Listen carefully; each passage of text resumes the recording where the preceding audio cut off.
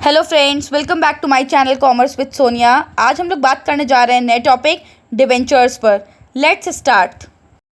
Debentures debentures कोई नया word नहीं है, इसे ऑलरेडी हम लोग जो है पढ़ चुके हैं। पहले ही जब हम लोगों ने इशू ऑफ शेयर्स पढ़ा था तब भी ये वर्ड आया था, इसके बारे में डिस्कस नहीं किया था। बट आपने बिजनेस स्टडीज में भी इस वर्ड को सुना होगा, डिबेंचर्स, कि क्या होते हैं डिबेंचर्स। आइए पहले थोड़ा सा बेसिक समझ लेते हैं।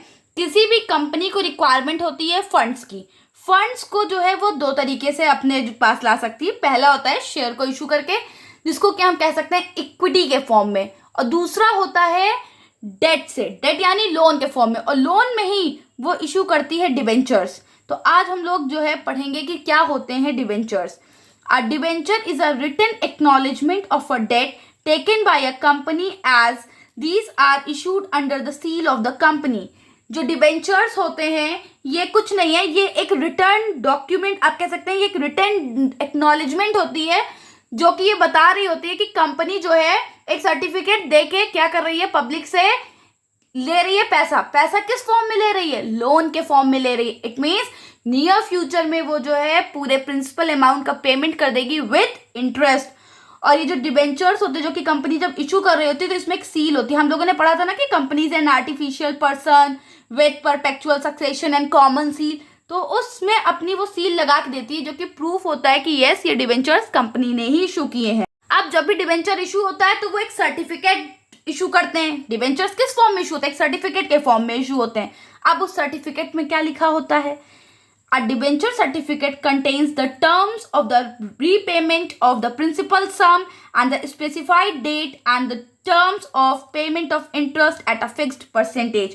अब वो जो डिबेंचर सर्टिफिकेट होता है ये आपको टर्म्स बता रहा है किसका, कि कैसे हम प्रिंसिपल पेमेंट यानी जो हमने प्रिंसिपल अमाउंट लिया है उसका पेमेंट हम कैसे करने वाले हैं, प्लस वो जो इंटरेस्ट है वो एक फिक्स्ड रेट से दिया जाता है। जैसे कि हम लोगों ने शेयर्स में पढ़ा था कि शेयर्स में जो डिविडेंड होता है उसका रेट कोई फिक्स नहीं होता है, वो किसी भी रेट पे दिया जाता है। बट डिवेंचर्स में ऐसा नहीं होता। डिवेंचर्स में जो इंटरेस्ट होता है वो हमेशा एक फिक्स्ड रेट से दिया जाता है। As per the companies act 2013, no company is allowed to issue debentures having a maturity date more than 10 years from the date of issue.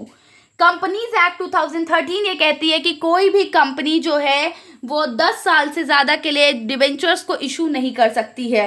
But there is an exception, हर company के लिए नहीं है। वैसे तो कंपनीज एक्ट कह रही है कि not more than 10 years, 10 years से ज्यादा आप जो है कोई भी डिबेंचर्स इशू नहीं कर सकते हैं।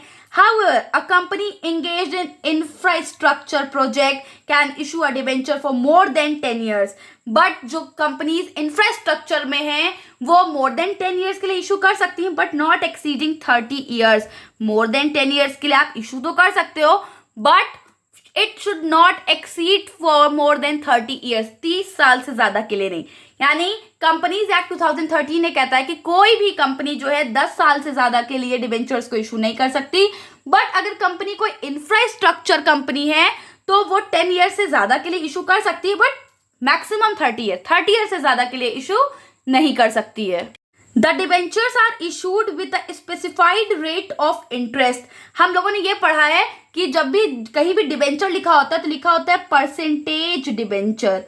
अब ये परसेंटेज डिबेंचर क्या यहाँ हो सकता है 8% हो, 12% हो, 16%, कोई भी परसेंटेज हो सकता है। ये जो परसेंटेज डिबेंचर लिखा होता है, ये जो परसेंटेज लिखा होता है इसको कहते हैं बेटा coupon rate. This percentage debenture is known as coupon rate. The debentures are issued with a specified rate of interest which is called coupon rate. ये जो स्पेसिफाइड रेट ऑफ इंटरेस्ट है इसी को हम कहते हैं कूपन रेट। अब हमने ये तो बात कर ली कि डिबेंचर्स कंपनी इशू करती है पैसे लेने के लिए, और वो जो है सर्टिफिकेट इशू करती है जिसमें कि लिखा होता है कि कब हम प्रिंसिपल अमाउंट देंगे, क्या फिक्स्ड रेट है इंटरेस्ट का। उस वो जो फिक्स्ड रेट होता है इसे हम कूपन रेट कहते हैं। जो पैसा कंपनी ने डिबेंचर से इशू किया है उसे क्या कहते हैं? The loan raised by the issue of debenture is called loan capital. वो लोन जो कि कंपनी इशू कर रही है या जो कंपनी को मिल रहा है डिबेंचर इशू करके, उसे हम लोन कैपिटल कहते हैं। अब ये क्यों स्पेसिफाई किया जा रहा है कि इसे लोन कैपिटल कहते हैं?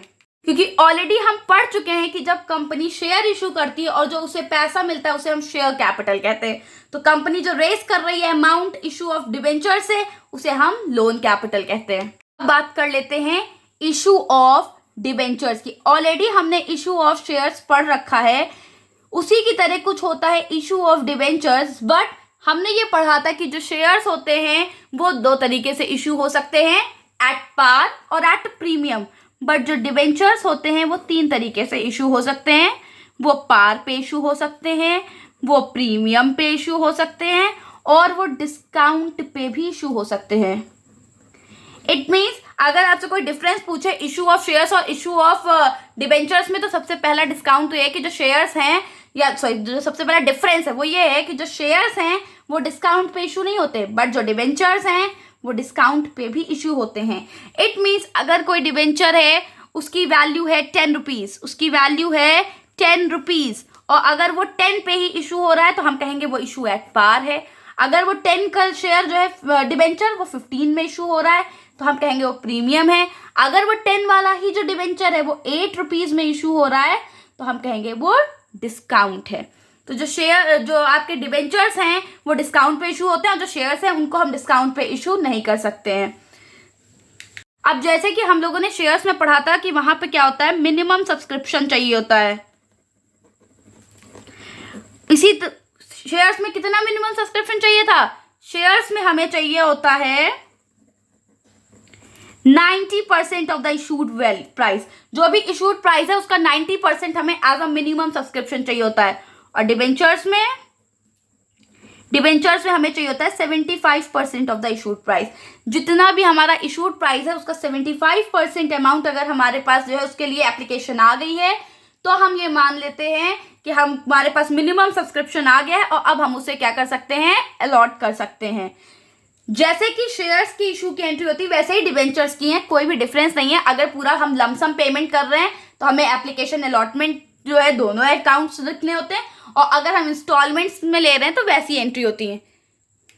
आई होप आपको यहाँ तक समझ में आया होगा। इसी तरह की और वीडियोस के लिए प्लीज मेरे चैनल को सब्सक्राइब करें, लाइक करें, बेल आइकन को प्रेस करें। Thank you.